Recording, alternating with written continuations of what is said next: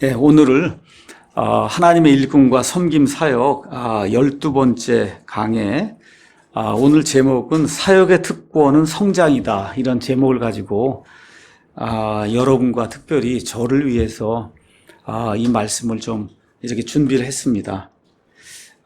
이 건강한 사역자입니까? 이 책을 가서 보시면은 여기 10개 이제 챕터로 되어 있는데, 이 챕터 중에 오늘은 8번째 챕터 제목이 사역의 특권은 성장이다, 이렇게 되어 있습니다. 사역에 대해서 이야기를 여러 차례 하면서 사역이란 무한하신 하나님의 자원이 사랑이 넘치는 저와 같은 여러분 같은 그런 채널을 통해 사람들의 필요를 채워주는 데 사용이 되며 하나님께 영광을 돌리는 일, 이게 이제 하나님의 사역이다, 섬김이다, 이제 그렇게 말씀을 드렸습니다. 사역의 특권은 성장이다, 이제 이렇게 이야기를 해서 다 아는 것 같지만, 그래서 특권이 뭔가 한번 사전을 찾아봤더니 그냥 별거 없어요. 특별한 권리더라고요. 그러니까 저와 여러분이 목사로, 뭐 찬양 지휘자로, 뭐 사진 찍는 사람으로, 뭐 하여튼 지역 인도자, 집사 할 거 없이 하여튼 섬기지 않습니까? 그 섬기는 일을 할 때 특별한 권리가 나한테 있는데, 그거는 뭐냐? 성장이라는 거예요. 그 성장이 뭔가 또 사전을 가서 제가 찾아봤습니다. 그랬더니 사람이나 동식물 따위가 자라서 점점 커지는 게 성장이라 그래요. 그러니까 하나님의 일을 하고 하나님의 이 백성을 섬길 때 저와 여러분이 가질 수 있는 특별한 권리는 점점 자라나는 거라는 거예요. 점점 자라나는 거. 그래서 사람이나 동식물 따위가 이렇게 키가 자라는 거, 이것도 성장이고, 사물의 규모나 세력 따위가 점점 커지는 것도 성장이다. 이제 이렇게 사전이, 일반 국어 사전이 그렇게 이제 정의를 내리고 있습니다. 근데 이제 시작을 하면서 제가 먼저 성장에 대해서 여러분에게 좀 정확하게 정의를 좀 내리고, 그리고 이제 시작을 하려고 그래요. 목사든 뭐든 이렇게 섬김 사역을 하면 결국은 교인들의 수가 늘어나는 거, 그거 이야기를 하는 게 아니냐. 그거 이야기하는 게 아니에요. 오늘 이야기하는 성장은 교인들의 수나 아니면 건물이 이렇게 뭐 50평에서 100평, 100평에서 500평 이렇게 건물이 늘어나는 그런 성장을 이야기하는 것이 절대 아니다.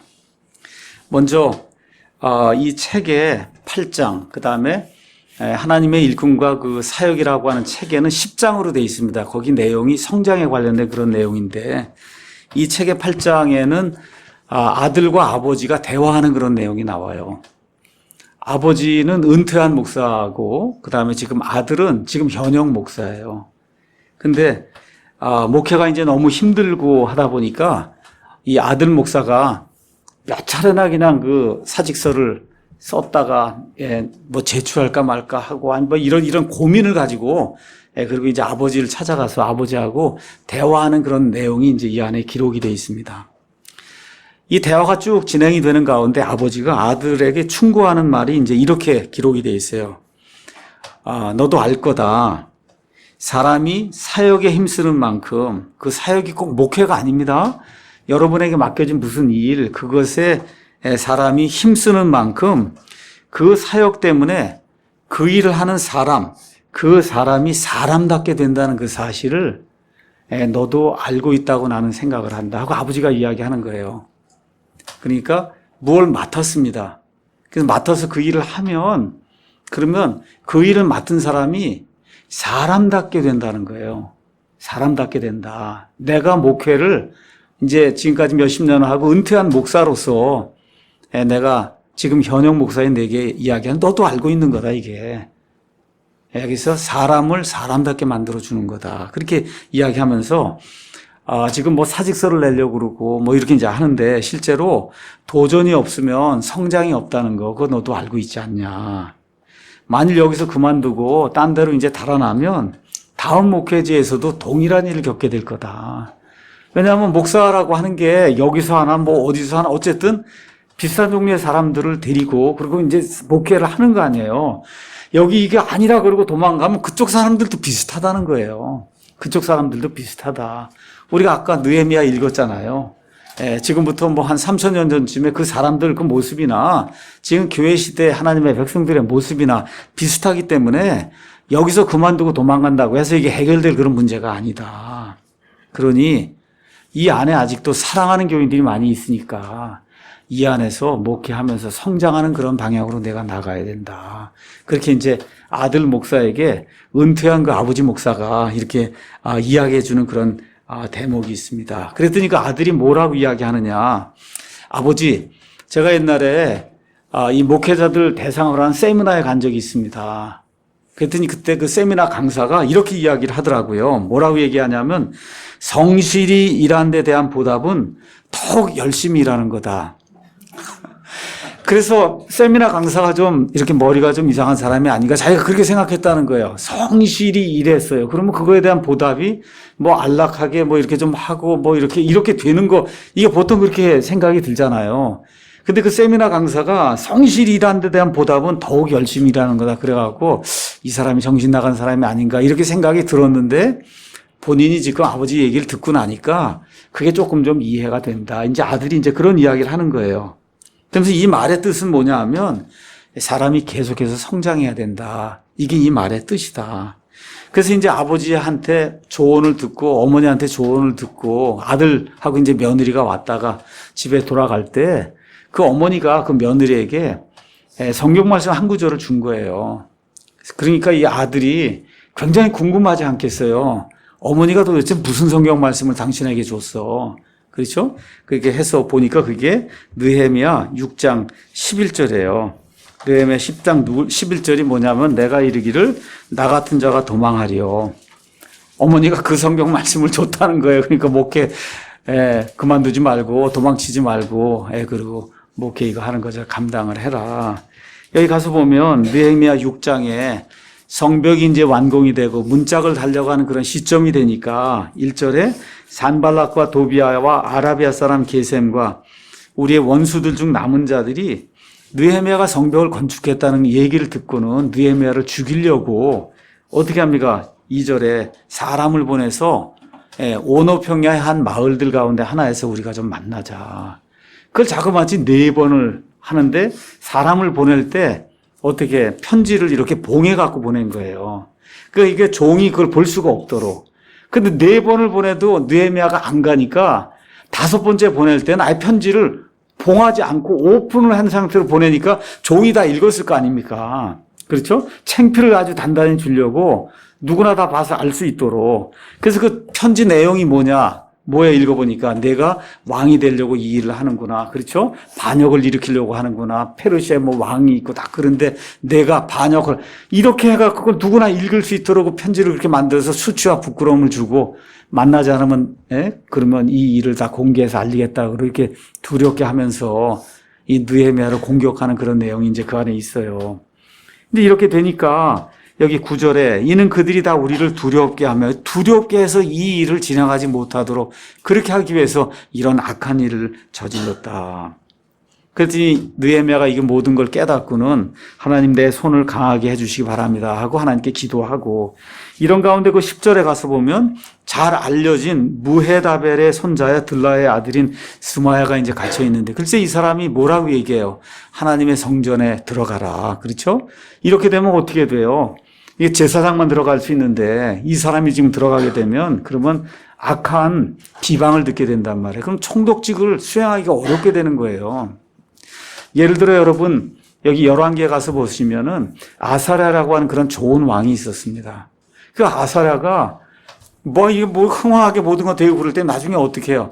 내가 하나님 앞에 분향하러 들어가야 되겠다고. 그래서 제사장만 들어가서 분향하는 그 일을 본인이 하겠다고 극국을 하고 하다가 나병이 나갔고 그래서 결국은 폐위되지는 않았지만 몇 단 데 이런 데 가갖고 결국 일생을 이렇게 슬픈 가운데 보내는 그런 내용이 그 안에 기록이 돼 있거든요. 그러니까 하나님의 집에는 제사장만 들어가야 되는데 이렇게 해서 거기 가서 숨으라고 이렇게. 그러니까 들어보면 좋은 얘기 같잖아요. 안전하고 그럴 것 같은데 사실은 거기 들어가면 안 되는 거거든요. 이런 방식으로 사람들을 어렵게 하고 또 하나님의 지도자를 이렇게 어렵게 하는 그런 일들 이런 거 이제 생기게 될 때 거기 느헤미야가 대답하는 말이 나 같은 자가 도망하겠느냐. 그렇죠? 나 같은 자로서 성전에 들어가 자기 생명을 구하고자 하는 자가 누구겠냐. 나는 들어가지 아니하겠다. 이렇게 하면서 원수의 그 유혹을 이렇게 물리치는 그런 내용이 안에 기록이 돼 있어요. 그래서 그 어머니가 자기 아들 목사한테 도망치지 말라고 그래서 이 성경 말씀을 주었다는 그런 그 예화가 이제 이 안에 이제 기록이 돼 있습니다. 자, 우리가 이제 스포츠 경기를 이렇게 하면 전 요새 좀 그런 걸 이렇게 좀 보게 돼요. 제 사위도 이제 농구 선수였고 제 이제 사돈도 유명한 그런 농구 선수예요. 우리나라에도 야구 선수도 많고 농구 선수도 많고 이제 그런데 뭐 대개 이제 보면 우리나라 같은 경우는 미국은 좀 그게 심하지 않아요. 농구 선수 뭐 해도 반드시 공부를 해야 돼요. 공부를 하고 과목을 맞춰야 그래야 대학을 졸업할 수 있는데 사실 우리나라는 상황이 그렇지 못하잖아요. 그러니까 중학교, 고등학교부터 뭐 야구 선수하고 뭐 그러면 사실 거의 공부하고 완전히 담을 쌓고 이렇게 이제 사는 거거든요. 근데 이제 이게 선수의 생명이란 게 야구 선수들 뭐 30 이렇게 넘어가면 거의 하기 힘든 거잖아요. 그렇죠. 이제 이런 상태에서 그 이후엔 이 사람들이 무슨 일을 하고 살까. 저는 어떨 때 그게 좀 걱정이 되더라고요. 한 15부터 한 30, 뭐 30, 두세 살 하여튼 배워야 할 그런 시기에 배우지 못하고 그냥 운동만 열심히 했는데 그간 이후에 이 사람들이 어떻게 하고 살까. 이런 생각이 좀 드는데 어찌됐든 승리하는 선수의 최상 목표가 무엇이냐. 뭐가 목표일 것 같아요. 많은 사람들이 명성, 올림픽에서 1등을 했다. 또 1등을 했더니 거기 뭐 부상으로 1억이 이제 생겼다. 이런 거 다 맞습니다. 그런데 진짜 승리하는 그 선수의 최종 목표는 사실은 그게 아니라는 거예요. 지든지 이기든지 상관없이 언제나 상대 선수와 경쟁할 수 있다는 확신에 차서 몸과 마음, 그렇죠? 이러한 그 몸과 마음을 잘 유지하면서 언제라도 경기에 임할 수 있는 그런 사람이 되는 게 사실은 돈보다도 이 사람이 누릴 수 있는 명예보다도 사실은 진짜 가장 큰 목표라는 거예요. 여러분 그렇지 않습니까? 그렇죠? 뭐 돈도 사라질 수 있고 명예도 다 사라질 수 있단 말이에요. 그렇지만 저 사람하고 누구라도 좋으니 내가 경쟁할 수 있다. 이 경쟁하면서 느낄 수 있는 그런 열정, 또 그걸 통해서 느낄 수 있는 성취감, 그렇죠? 이런 것들이 건강한 몸이 없으면은 그 불가능한 거잖아요. 그러니까 사실 승리하는 그런 선수에게 가장 중요한 것은 언제든지 경기할 수 있는 내 몸을 유지해서 내 몸이 건강한 상태로 있는 거, 이게 이제 가장 중요한 거라고 이 목사님이 이제 이야기를 하더라고요. 그러면서 이거를 그리스도인의 섬김하고 이렇게 비교를 했습니다. 다시 말씀드려, 목사든 아니면 이 섬기는 사람, 이제 대개 이제 목사를 예를 들면 뭐 교인의 수가 늘어났다 이거예요. 건물이 이렇게 증대가 됐다. 또 내가 맡겨진, 여러분이 뭐 찬양대도 맡을 수 있고 뭐 지역 인도자도 맡을 수 있고 이게 맡아가고 이게 뭐가 늘어난단 말이에요. 그건 나쁜 거 아니에요. 좋은 겁니다. 그래서 좋은 거예요. 그런데 궁극적인 보상은 그게 아니라는 거죠.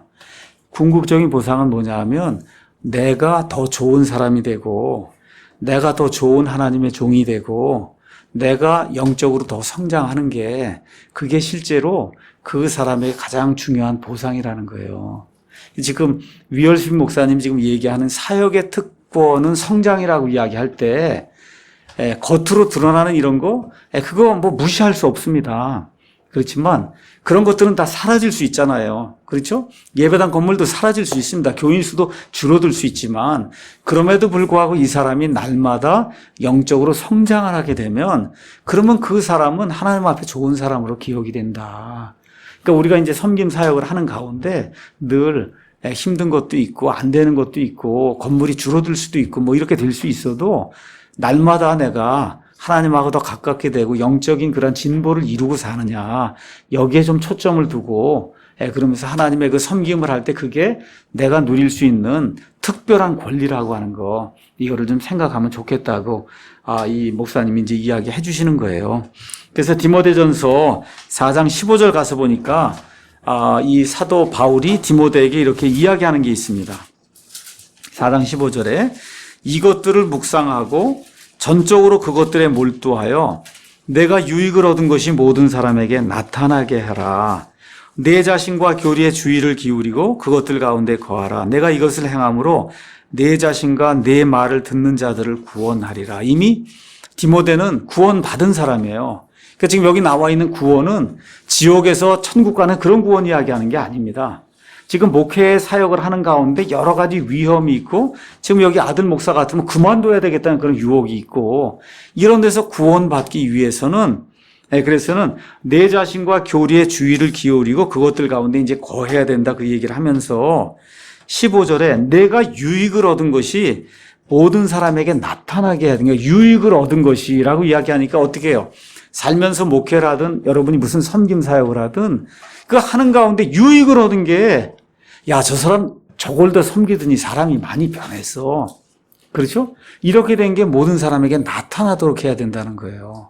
그러면서 여기 유익을 얻었다고 하는 말을 우리 기존 성경에는 너의 진보라고 얘기해서 너의 진보가 모든 사람에게 나타나야 된다. 이제 그렇게 이야기를 했는데 그 진보 아니면 유익을 얻었다는 그 말이 뭐냐 하면 여기 우리가 영토가 여기까지 이제 머물러 있었는데 사역을 하는 가운데 내 하는 일이 자꾸 이렇게 확장이 되면서 새로운 영토로 나가는 그런 개척자가 하는 그런 일, 그게 유익을 얻은 거, 그게 진보하는 거다. 그렇게 이제 여기 위얼신 목사님이 이야기해 주십니다. 그러면서 재미있는 이야기를 쓰셨어요. 사역자에는 두 종류가 있다. 하나는 개척자가 있고 하나는 정착자가 있다. 그렇게 이야기를 하고 있어요. 개척하는 사람이 있고 정착하려는 사람이 있다. 목사도 마찬가지고 무슨 사역을 하는 사람 다 마찬가지. 처음엔 개척하려고 그런단 말이에요. 근데 어느 정도 시간이 지나면 다 안주하고 정착하려고 그런다는 거죠. 그렇죠? 그런데 하나님이 주신 특권은 뭐냐? 계속해서 새로운 영토를 개척하는 사람이 돼서 우리가 그걸 통해서 유익을 얻어야 된다는 겁니다.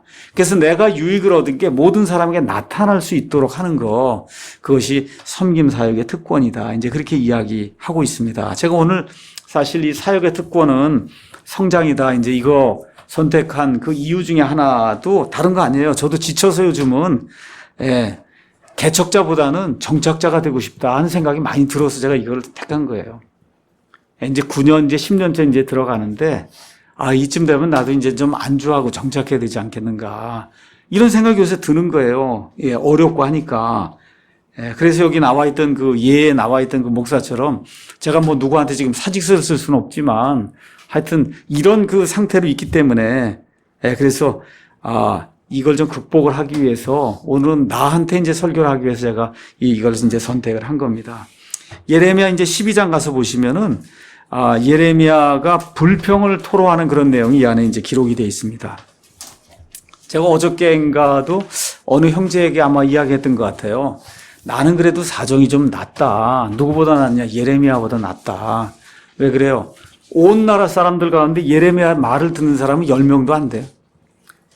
그래도 어쨌든 우리 교회 그래도 뭐 100명, 200명은 듣잖아요. 그러니 뭐 예레미야보다 나은 거죠.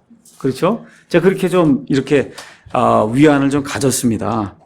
자, 12장 가서 보니까 오 주여 내가 주와 변론할 때 주께서는 의로우시니이다. 그럼에도 내가 주의 심판들에 대하여 주께 아뢰고자 하오니 어찌하여 사악한 자의 길이 형통하니까 어찌하여 크게 배신한 자들이 다 행복하니까. 참 예레미야가 보기에 너무한 거예요. 열심히 그렇게 선포하고 하나님의 뜻대로 살려고 하는 사람은 일이 안 되고, 그렇죠? 이 반대로 바알을 섬기고 하나님이 원치 않은 그런 일들 한 사람 다 행복한 겁니다. 그래서 하나님 앞에 와서 지금 아뢰는 거예요. 이게 도대체 어떻게 된 겁니까? 그렇죠? 주께서 그들을 심으셨으므로 참으로 그들이 뿌리를 내렸고, 이게 그냥 된 겁니까? 하나님이 심어놨으니까 이 사람들이 잘하고 행복하고 그런 거 아닙니까? 그들이 참으로 열매를 맺나니 그들이 입으로는 주와 가까이 있으나 속중심에서는 멀리 있습니다.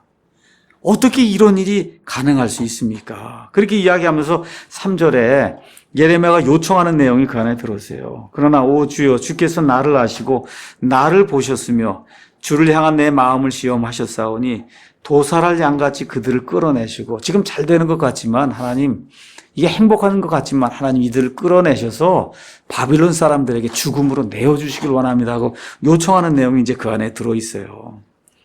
그때 이제 하나님께서 이 불평하는 예레미야에게 너무나 사람들이 말을 듣지 않으니까 인내심에 이제 한계가 다다랐단 말이에요. 근데 하나님이 주신 말씀이 뭐라고 얘기하냐 하면 내가 보병들과 달릴 때 그들이 너를 지치게 하였거늘 어찌 내가 능히 말들과 겨루겠느냐. 지금 여러분 말하고 보병하고 달려봐요. 누가 빨라요? 말이 훨씬 빠르잖아요. 지금까지 내가 다룬 거 그 속도가 느린 이런 보병들하고 지금 너가 달리기를 했는데 그것도 지금 참지 못하는데 앞으로 더 심한 자들이 온다는 겁니다. 앞으로 더 심한 자들이 온다. 그때 내가 어떻게 견디려고 그러냐. 하나님이 지금 그렇게 이야기하는 거예요. 그러니까 예레미야가 나도 이제 그만두겠습니다. 그렇게 얘기했더니 지금까지 이거 너하고 다투었던 그런 사람들 별거 아닌 사람들이다. 앞으로 그 사람들은 10배, 20배 빠른 이 말들처럼 이렇게 달리게 하면서 너를 대적할 사람들이 올 텐데 너 그때 어떻게 하려고 그러느냐. 또 내가 신뢰하던 화평의 땅에서도 그들이 너를 지치게 하였거늘 이 지금 유다 땅에서 하나님의 말씀이 있다고 하는데 성전이 있는데 사람들이 너를 지치게 하였거늘 요르단이 넘쳐 흐르면 그냥 물들이 홍수가 돼서 넘쳐흐르는 그 속에서 내가 어떻게 되겠느냐. 하나님이 이제 그 얘기를 해주시는 거예요. 그러니까 뭐예요? 더 참아야 된다.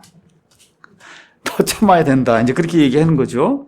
그런 가운데 하나님이 6절에 심지어 내 형제들과 내 아버지 집도 너를 배신하였고 참으로 그들이 무리를 불러 내 뒤를 따르게 하였네. 그들이 내게 좋은 말을 할지라도 그들을 믿지 말지니라. 그렇게 얘기하면 심지어 가족들도 이제 배반하는 때가 오니 지금까지 당한 거 이거 크다고 생각하지 말고 더 참아야 된다. 그래야 성장하는 거다.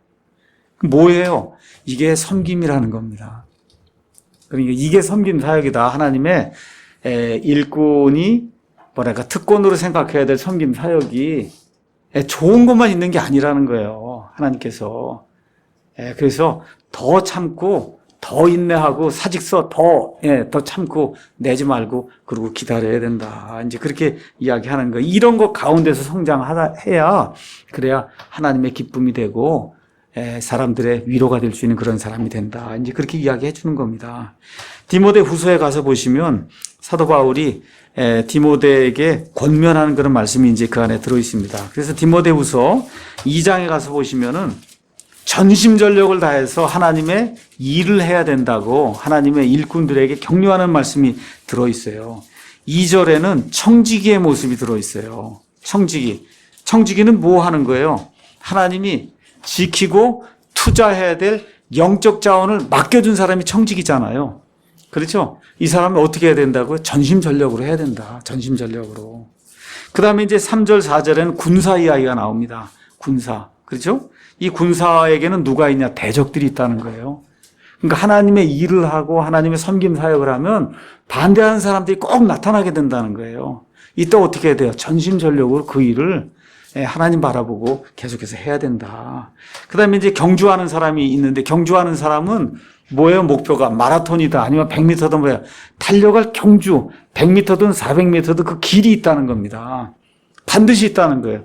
그러니까 저와 여러분 하나님의 섬김 사역을 하면 반드시 끝마쳐야 될 경기가 있다는 거예요.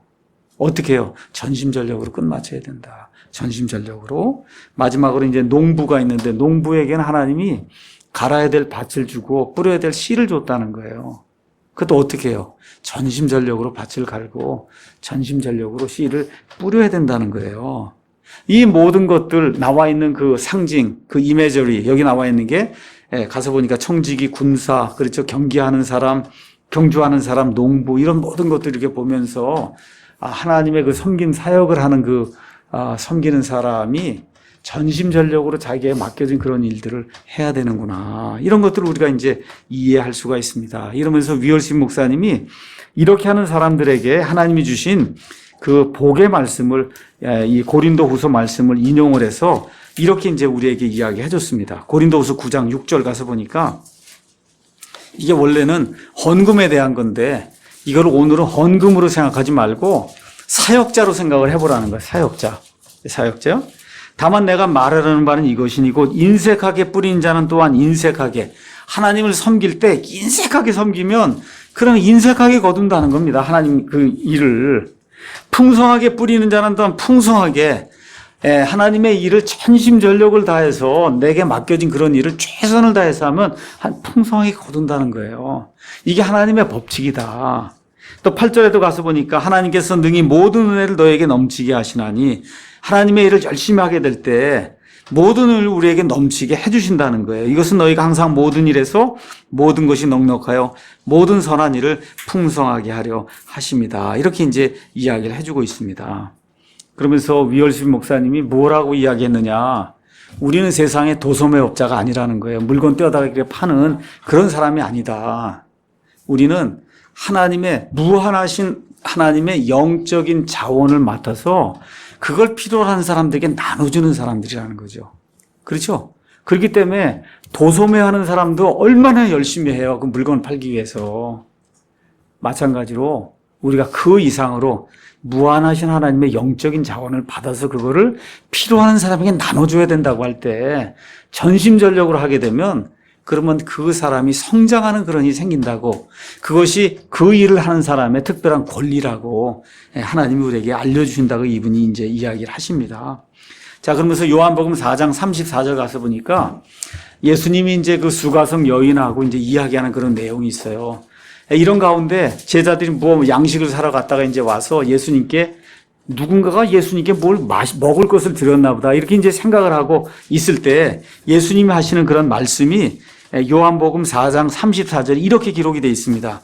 내 양식은 나를 보내신 분의 뜻을 행하고 그분의 일을 끝마치는 것이니라. 그러니까 예수님이, 내 양식은 하나님께서 하라고 하신 그 하나님의 뜻, 그걸 행하고 그분의 일을 끝마치는 거다. 여러분, 이런 양식을 먹으면 성장하지 않겠어요? 그렇죠? 이러한 양식, 하나님의 뜻을 성취하고 그 일을 끝마치는 거, 그게 저와 여러분이 맡은, 이 땅에서 목숨이 닿을 때까지 저와 여러분이 맡은 그런 일이라고 이제 생각을 하면 좋을 것 같습니다. 자, 그래서 사역의 그 특권은 성장이라고 이야기했고, 반대로 사역의 비극이 있다는 거예요. 그 사역의 비극은 침체나 퇴보다. 이거 다시 말씀드릴게요. 침체, 퇴보, 성장이 자꾸 교인 수 늘고 줄고 이런 게 아니라고 말씀드렸습니다. 그 한 사람이 얼마나 하나님 앞에서 사람 되게 하는 거, 그런 면에서 성장과 그런 면에서 침체와 그런 면에서 퇴보하는 그 이야기를 제가 말씀을 드리는 거예요. 그래서 우리의 영적인 성장, 하나님이 원하시는 그런 사람으로 이렇게 변화해가는 그 성장이 멈추게 되면 그러면 사역도 정체가 되고 사역이 퇴보한다는 거예요. 그러니까 목사가 교회가 이제 500명이 됐다, 뭐 1000명이 됐다, 2000명이 됐다 이런 가운데 교인들의 수는 계속 늘어나고 예배당은 커질 수 있지만 그 사람의 속 사람의 변화가 생기지 않고 그냥 그대로 50명일 때나 이게 똑같이 이렇게 멈춰 있으면 사람들 보기에는 이게 성장하는 것 같아도 하나님 보시기에 정장이 멈춰 있는 거라는 거죠. 이거는 퇴보하는 거고 침체하는 거다. 위얼시 목사님이 강하게 우리에게 이제 이렇게 경고해 주시는 거예요. 그러면 이럴 때 나타나는 현상이 있습니다. 그것이 목사에게도 나타날 수 있고 여러분에게도 나타날 수 있어요. 그 현상은 뭐냐 하면 과거만 자꾸 생각하는 거예요. 앞날을 개척을 해서 이렇게 도전적으로 뭘 해봐야 되겠다는 게 아니라 과거에 내가 그랬다. 그거 자랑만 자꾸 하면 그럼 그 사람에게는 성장이 일어날 수 없다는 거예요. 그러니까 자꾸 과거 이야기만 하면 안 된다는 거예요. 이런 사람에게 아니면 이런 교회 아니면 이런 사람이 맡은 부서에는 새로운 성장이 절대 나타나지 않는다는 겁니다. 이렇게 되면서 긍정적인 변화를 거부하게 되고 이러면서 열정적으로 같이 일을 해보겠다는 사람을 배척하는 일이 생긴다는 거예요.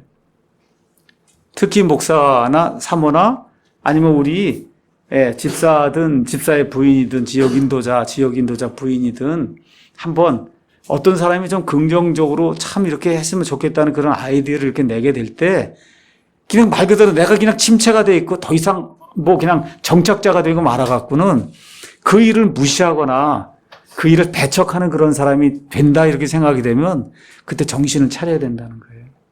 그건 이미 성장이 멈추었다는 거예요. 멈추었다. 자, 이러면서 위얼십 목사님이 그 중요한 말을 이렇게 이제 하는데 참 의미심장한 말이에요. 어떤 목사나 아니면 어떤 사역, 내가 이제 뭐 청장년 무슨 사역을 맡았든지 아니면 뭐 지역 인도를 맡았어요. 아니면 제가 목회를 합니다. 우리 모임에는 마찰이 없습니다. 그렇게 이제 이야기할 때 그게 두 가지라는 거예요. 긍정적으로는 참 모든 게 이렇게 원만하게 잘 된다는 뜻이고 마찰이 없다 그 얘기는 무슨 얘기예요? 이건 완전히 그냥 모르겠어요. 무슨 좋은 아이디어나 뭐 이런 게 다 깔아뭉개고 안 하니까 변화가 없다는 거 죽어 있다는 뜻이라는 거예요. 그러니까 두 가지 그 말의 의미 이해하시겠죠? 마찰이 없다고 이야기할 때 그 의미를 한번 그 말하는 사람을 잘 살펴보고 그게 긍정적인 의미의 마찰이 없는 건지 아니면 본인이 더 이상 발전하려고 하는 그런 의지가 전혀 없기 때문에 그런 말하고 그런 사람들은 내쫓고 뭐 이렇게 이제 하면서 마찰이 생기지 않도록 그렇게 하기 때문에 마찰이 없는 건지 이런 것들도 한번 생각을 해봐야 될 것 같아요. 그래서 이렇게 되면 부정적인 의미의 이제 마찰이 없게 되면 그러면 직원, 교회 이제 사무직원도 있고 뭐 교회 아니 뭐 이런 형행 직원이 많이 있을 수 있잖아요. 또 교회 일을 하는 사역자, 맡아서 하는 그런 모든 사역자들이 기계처럼 돌아가는 일이 생긴다는 거예요. 기계처럼 매일같이 와서 이게 뭐 하는 것 같은데 실제로 이 교회 이끌어 나가는 목사에게도 영적인 성장이 없고 그분들에게도 영적인 성장, 그냥 기계처럼 계속 돌아간다는 거예요. 이제 이렇게 되면 성장이 이제 멈춘 교회가 되고 그러면서 계시록 3장 10절에 있는 말씀 내가 살았다는 이름은 가졌으나 죽었다 하는 그래서 이거를 실체가 없는 명성이다. 이분이 이렇게 표현했어요. 실체가 없는 명성. 계속 뭐가 돌아는 가서 뭐가 되는 것 같은데 실제 그 일을 하는 당사자에게 아무 유익이 없는 그런 일이 되면 그러면 이제 곤란해진다는 거예요. 이렇게 될 때는 우리가 누구를 섬기지 않습니까? 지역 인도자 같으면 지역 사람들 섬기잖아요. 그 사람들도 안다는 거예요. 그렇게 되면. 그럼 본인도 알고 그 사람들도 알고 이렇게 되면 그냥 사역이 그냥 주저앉는 겁니다. 교회도 마찬가지고. 그래서 이런 것들에 우리가 좀 신경을 써야 된다. 자, 그러면 어떻게 성장할 수 있느냐? 이분이 이제 한 5가지를 이야기하니까 제가 여러분에게 말씀을 드리며 내 자신도 제 아내도 여기는 집사, 지역 인도자 할 것 없이 여기 나와 있는 모든 분들이 다 섬기는 분들인데 한번 나는 어떻게 성장할 수 있을까? 오늘 한번 좀 이렇게 생각해 볼 수 있는 그런 계기를 가지면 좋을 것 같아요. 위얼신 목사님이 늘 강조하는 게 있는데 첫 번째는 뭐냐? 어떻게 성장할 수 있냐? 첫 번째는 자기 자신이 되려고 노력해야 된다는 거예요. 저는 이 말을 굉장히 좋아합니다. 제가 조용기 목사가 되려고 노력하면 안 된다는 거예요. 제가 존 파이퍼가 되려고 노력하면 안 된다는 거죠. 하나님이 내게 주신 탤런트가 그분들에게 주신 탤런트하고 다르지 않습니까? 그렇죠? 그러니까 내가 가지고 있는 능력과 내가 가지고 있는 이런 정서와 이런 모든 것들을 가지고 하나님이 나를 사용하셔서 이루시고자 하는 그 일을 최대한 이룰 수 있는 그런 사람이 돼야 성장할 수 있다. 그러니까 자꾸 어느 교회 뭐가 잘 된다고 그래서 그걸 쫓아가면 안 된다는 거예요. 내 교회와 내가 무엇을 잘할 수 있는가 그거를 보고 그거를 최대화시켜야 그래야 우리가 성장할 수 있는 거다. 그래서 제가 사실 좀 이런 말은 제가 좀 많이 사용도 안 하고 저는 뭐 그렇게 믿지도 않는데 여기 위얼신 목사님이 이제 얘기를 했기 때문에 오늘 한번 믿어보려고 그래요. 그 뭐냐면 하나님이 나를 쓰고 계심을 믿어라 이렇게 썼거든요. 저는 사실 뭐 제 생애에서 이런 말은 사실 해본 적도 없고 한데 하여튼 어쨌든 이렇게 다운이 되고 이럴 때는 한번 좀 하나님이 그래도 나를 쓰고 있구나 하는 거를 좀 믿어라. 이제 그렇게 이야기하면서 내가 할 수 있는 것에 집중해라. 내 장점을 이제 살려라. 우리 교회 같으면 많은 분들이 왜 이걸 안 합니까? 왜 저걸 안 합니까? 그런 이야기들 하시는 분들이 상당히 많아요. 과거에 이제 본인들 교회에서 하던 어떤 그런 좋은 것들 가지고 와서 그건 나쁜 거 아니에요. 제가 뭐라 그래요? 저희는 그걸 할 수가 없습니다. 능력이 안 됩니다. 특히 저 같은 경우 그거 할 수 있는 능력이 없습니다. 우리가 할 수 있는 그 일을 우리는 최대한 하고 있습니다. 그렇게 이야기하거든요. 그게 이제 시야가 넓어지고 또 같이 일할 수 있는 동료들이 늘어나면서 그런 좋은 건전한 의견들도 받아들여서 이렇게 해서 또 사역을 확장시키는 그 얼마든지 할 수 있는 거죠. 그렇지만 안 되는 그런 일을 남이 하니까 나도 어떻게 하든지 해야 되겠다. 이런 뱁새가 황새 쫓아가면 어떻게 되는지 알죠? 그런 일을 하면 안 된다는 거예요. 그러니까 우리가 성장하기 위해서는 내가 가진 장점, 내가 가진 탤런트, 우리 교회에게 하나님이 주신 그와 같은 어떤 역량이 있지 않습니까? 우리 교회에 주신 사람들의 역량이 있어요. 그거를 최대한 발전시키려고 노력을 해야 그래야 우리 모두가 성장할 수 있다는 거. 그러니까 내가 되려고 노력해야 된다. 이걸 좀 기억하시면 좋겠고, 두 번째는 하나님과 함께하며 하나님의 진리를 따라 살려고 노력을 해야 된다. 그게 말이 좀 추상적이잖아요. 그게 무슨 얘기냐? 아주 간단하게 뭐라고 얘기냐? 폭넓게 독서를 해야 된다는 거예요. 이 목사님 말씀이에요. 그러니까 진리를 따라 하니까 그냥 성경을 수백 번 읽고 이렇게 이거 읽는 거 필요해요. 성경 읽는 거 필요한데 사람이 성경만으로 살지 않습니다. 야, 이거 목사가 이거 너무 엄청난 이야기를 또 하는가 보다. 뭐 마태복음 4장 4절에 사람이 빵으로만 살지 않냐고, 그렇죠? 하나님의 입에서 모든 말씀으로 산다고 목사가 그래놓고 지금 이 시간엔 성경만으로 안 산다. 다 지혜로우신 분들은 무슨 이야기인지 다 이해하실 겁니다. 그렇죠? 그래서 폭넓게 독서를 해야, 그래야 사람이 성장할 수 있다는 거예요. 아마 글쎄 모르겠어요. 우리 교회처럼 이렇게 책들을 많이 소개하고 또 책들도 가서 읽을 수 있도록 하고, 뭐 지금은 작지만 그래도요, 도서관에 그 아이들 볼 수 있는 그런 책 수백 권 가져다 놓고 언제든지 읽을 수 있도록 이렇게 해놓고, 이게 상당히 중요한 거거든요. 무언가를 자꾸 읽으려고 노력을 해야 되고, 또 좋은 책을 찾으려고 노력을 해야 돼요. 근데 이상한 것은 좋은 책을 찾으려고 한 사람의 눈에만 보이는 거예요. 이게 그러니까 목사가 좋은 책을 많이 보고 자꾸 이렇게 도전을 주면 성도들도 좋은 그런 도전을 받고 그리고 잘할 수 있는 거고, 목사의 보는 그 수준이 그냥 뭐 예수님 믿으면 그냥 복 받는다, 하나님은 당신이 부자가 되길 원한다, 이런 거 그 베니인 이런 책이나 갖다 놓고 읽으라 그러면 그냥 그런 종류의 사람이 되는 거잖아요. 그렇죠? 그래서 계속해서 공부해야 된다고. 참 이게 공부 이거 얼마나 많이 들었어요. 근데 이분이 공부에 대한 정의를 내렸습니다. 공부란 무엇인가? 정의란 무엇인가가 아니고 공부란 무엇인가? 이거는 공부는 중요 사항을 기록하고 그 글의 의미를 숙고 깊이 생각하며 책의 견해와 내 견해를 비교 검토하는 게 이게 공부라고 그렇게 이야기를 했어요. 그러니까 자꾸 읽으셔야 된다는 거죠.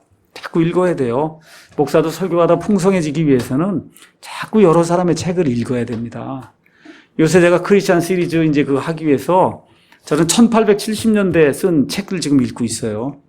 그 당시에 미국의 장로교 목사님이 유명한 분이에요. 그분이 그 믿는 사람과 믿지 않는 사람들에게 어떻게 그 하나님의 마음을 전달할 수 있을까? 그런 책을 지금 1870년도가 나온 책을 그리고 읽고 있는 거예요. 읽으면서 그 안에서 내가 무언가를 발견해서 그래서 좀 보고 그러고선 알려줘야 되겠다. 그러니까 그런 일, 탐구하는 그런 일이 필요하다는 겁니다.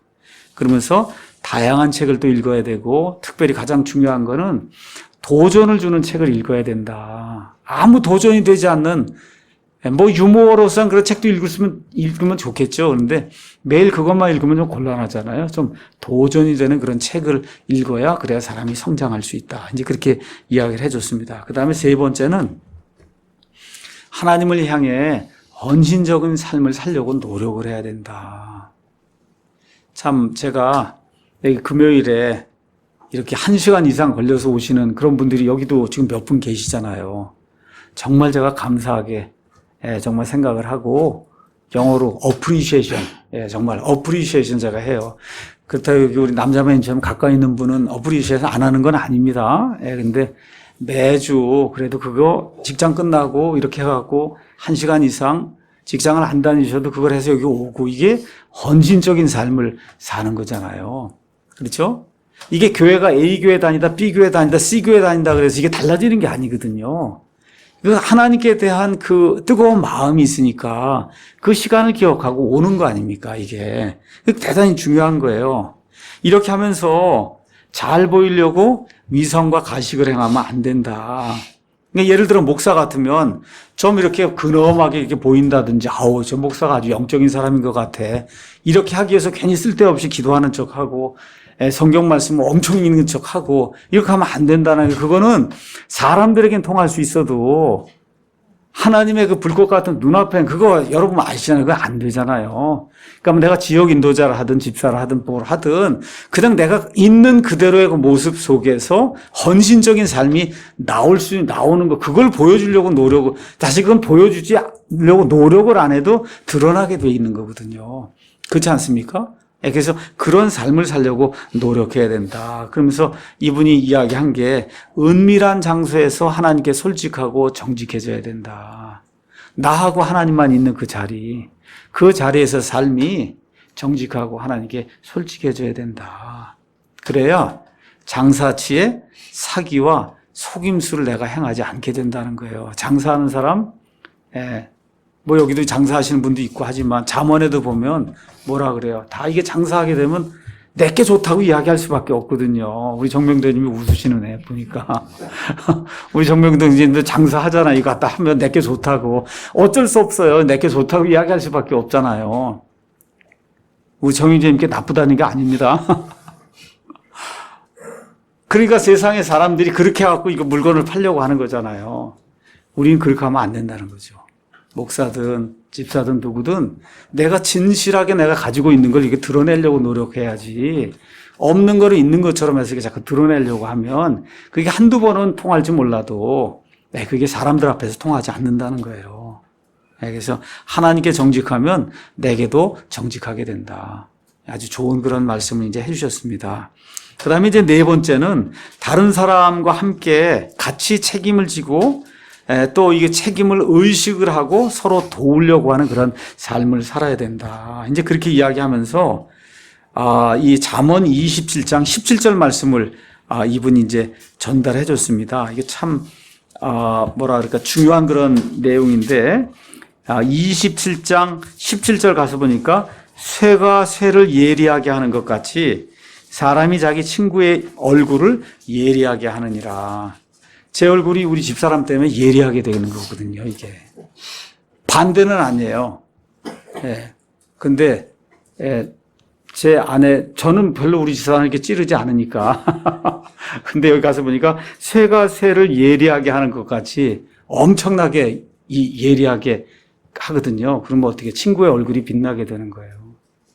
지금 그 얘기를 이야기하면서 자신의 생각을 북돋아주고 자신의 견해에 도전하기도 하고 또 자신의 영적, 정신적 근육을 강화시켜주고 또 꿈과 계획을 심지어 좌절시키기까지 하는 그런 사람들하고 사귀어야 된다. 여기에 끝부분에 아주 굉장히 중요한 얘기가 있어요. 본인의 꿈과 계획도 좌절시킬 수 있을 정도로 솔직하게 모든 걸 이야기해 줄 수 있는 그 사람하고 사귀어야 그래야 그 쇠가 쇠를 예리하게 하는 것 같이 친구가 친구의 얼굴을 이렇게 빛나게 하는 그런 일이 생길 수 있다는 거예요. 그러니까 우리 성도들이 또 목사와 이게 성도들 간의 관계가 이 같이 이렇게 금요일날 이렇게 모이고 주일날 모이는 그런 사람들의 관계가 이러한 좀 뭐라 그럴까 정상적인 관계, 그 다음에 건강한 그런 관계가 되면 좋다. 이렇게 될 때 사람이 성장할 수 있다는 거예요. 여러분 이해하시겠죠?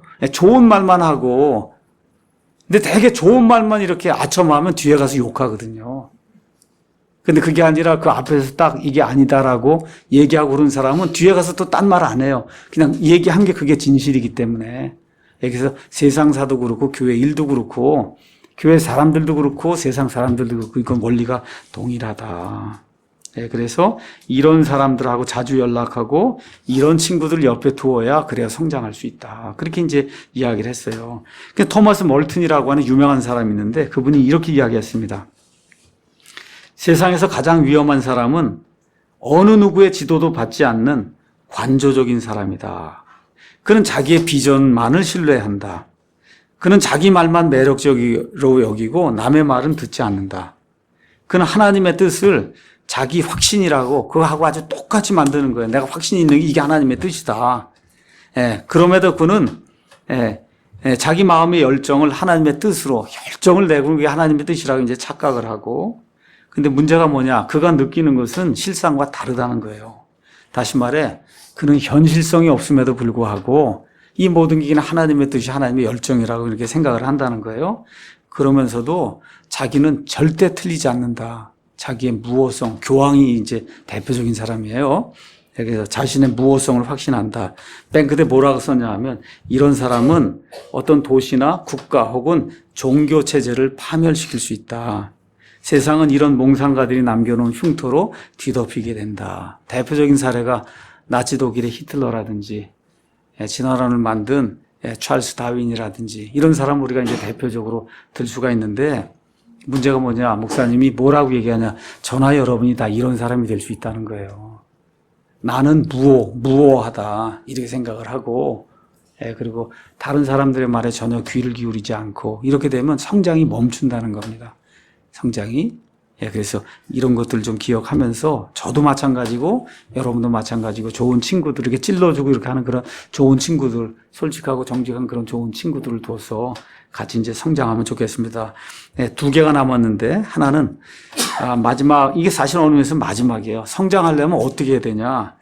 그만두려는 생각을 누르고 요동하지 않으려고 노력을 해야 된다고 했어요.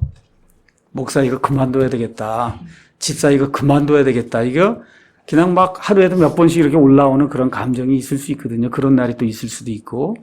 예레미야도 그랬으니까, 예레미야도. 그렇죠? 네, 그러니까 그런 일이 생길 수 있는데 뭐라고 이야기하냐. 무엇이든 오랜 기간에 걸쳐 이루어지는 것은 더디지만 완숙한 경지에 이르게 된다. 이렇게 이제 이야기를 하면서 요동하지 않으려고 노력을 해야 된다. 이래야 사람이 성장을 한다. 금수희 목사님이 한 가지 거기다 덧붙였어요. 그런데 열매가 없이 단지 버티려고 하면 실패한다. 그렇게 썼습니다. 이것도 또 중요한 포인트예요. 그냥 견디기만 하면 되는구나 하고 아무 열매도 없이 그냥 이 교회만 붙잡고 있고 그러면 그거 안 되거든요. 안 돼요. 제가 과거에 15년 전쯤에 이제 교회를 하다가 이제 교회가 안 됐습니다. 그랬더니 이제 어떤 분이 오셔서 이 교회를 맡아서 제가 이제 한번 해보겠습니다. 그렇게 이야기를 하더라고요. 그럼 그렇게 한번 하시죠. 이래갖고 3가정인가 4가정이 그 교회를 이제 했는데 1년, 2년, 3년 뭐 이렇게 돼도 그냥 그 3가정, 4가정이에요. 그래서 어떻게 제가 다시 불러서 이렇게 해서는 안 된다.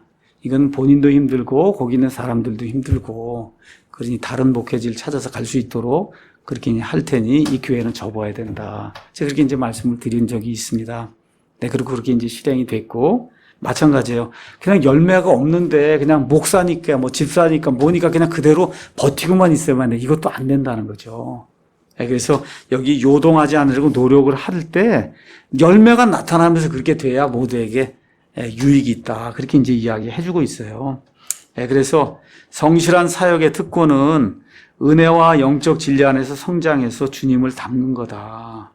다시 말해 은혜 안에서 또 주님을 아는 것에서 계속해서 성장하는 그런 사람이 돼야 된다. 필립스 브룩스라고 하는 유명한 설교자가 있죠. 그분이 한 이야기가 기도할 때 이렇게 기도하라 그러더라. 저도 이렇게 기도한 적은 별로 없는 것 같은데 쉬운 삶을 살 수 있도록 하나님 저를 도와주시기 바랍니다. 이런 기도하면 안 된다는 거예요. 하나님 제 앞날이 평탄하고 뭐 이렇게 될 수 있도록 그렇게 기도하면 안 된다는 거죠. 어떻게 기도해야 되냐? 강한 사람이 될 수 있도록. 하나님 제가 강한 사람이 될 수 있도록 그렇게 기도하라. 이제 그렇게 그 자기 교인들에게 그렇게 부탁을 했고, 2번째 하나님 앞에 하나님 제 능력이 이것뿐이 없으니까 제 능력에 맞는 임무를 제게 주십시오. 그렇게 기도하지 말고 어떻게 기도하냐? 내가 맡은 일을 감당할 수 있는 그러한 능력을 달라고 기도를 해라. 이해하시겠죠? 그러니까 조금 더 적극적으로 하나님이 어떤 일을 맡겨주시는 제가 그걸 감당할 수 있는 능력을 하나님이 주시기를 원합니다. 그렇게 기도를 해라.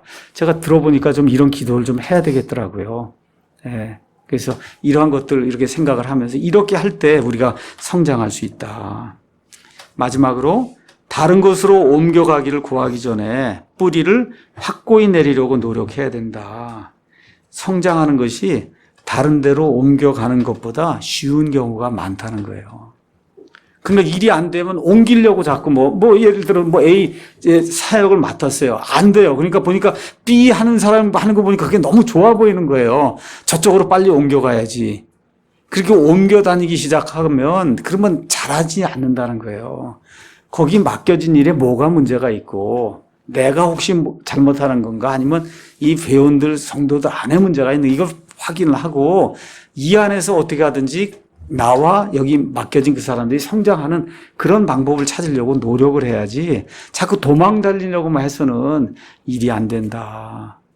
특별히 이제 끝내면서 이걸 저한테 제가 주는 그런 말로 이렇게 이제 하면서 마칩니다. 마지막 하나 읽고 마칠게요. 일부 성공한 설교자들이 무슨 말을 할지라도 우리 삶에 대한 하나님의 목적은 재물이 아니고 성숙이다.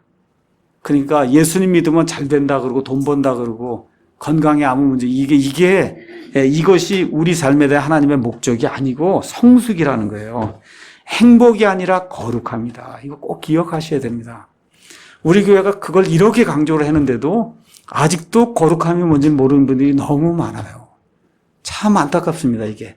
행복이 아니고, 기쁨이 아니고, 왜 거룩함이라는 게 그게 우리 삶을 향한 하나님의 목적이라는 거, 우리 인생의 목적. 그렇죠? 받는 게 아니라 베푸는 것이다. 섬김이라는 건 다 베푸는 거잖아요. 그렇죠? 예. 그래서 사역이란, 섬김이란 하나님이 우리로 하여금 영적인 분위기를 조성해 나도 자라고 다른 사람들을 성장시키고 주님 안에서 더욱 많은 열매를 맺을 수 있도록 격려하는 것을 의미한다. 그러니까 같이 성장을 하는 거예요. 그러니까 제가 뭐 이렇게 덧글을 쓰든지 아니면 누가 이렇게 하게 되면 요즘 그런 말을 많이 써요. 저와 함께 같이 성장하면 좋겠습니다. 그러니까 제가 당신만 성장하고 나는 그냥 있고가 아니라 저와 함께 이 교회를 하시면서 같이 성장하면 좋겠습니다. 그런 문자를 제가 이렇게 해서 이제 보내드리거든요. 그러니까 영적인 분위기를 잘 조성을 해서 나도 성장하고 저 사람도 성장하는 그런 사역을 우리가 좀 해야 될 것 같아요. 그래서 지도력, 리더십은 사람들의 성장을 촉진해주는 섬김의 관계다. 그러니까 우리 여기 형제님들, 자매님들 다 리더십을 어떤 면에 갖고 있잖아요. 그거 할 때 어떻게 사람들의 성장을 촉진해주는 섬김의 관계가 이게 되는 그런 리더십을 우리가 이렇게 확산을 시키고 그런 리더십을 우리가 이렇게 세워나갈 수 있도록 애를 써야 되는 거예요. 그래서 이런 것들이 교회 안에 목사를 비롯해서 사모, 그 다음에 우리 집사 부인들, 지역 인도자 부인들, 그 외에 여러 가지를 맡은 그런 모든 형제 자매들이 이렇게 나도 성장하고 남도 성장할 수 있는 그런 분위기, 이거를 만들어가고 세워나가면서 그걸 확산시키게 될 때 우리 사랑 침례교회가 교인 수가 많든 적든 교회가 크든 작든 그게 상관없이 정말 같이 성장하며 하나님의 그 섬김의 특권을 누리는 그런 아름다운 교회가 될 수 있다고 믿습니다.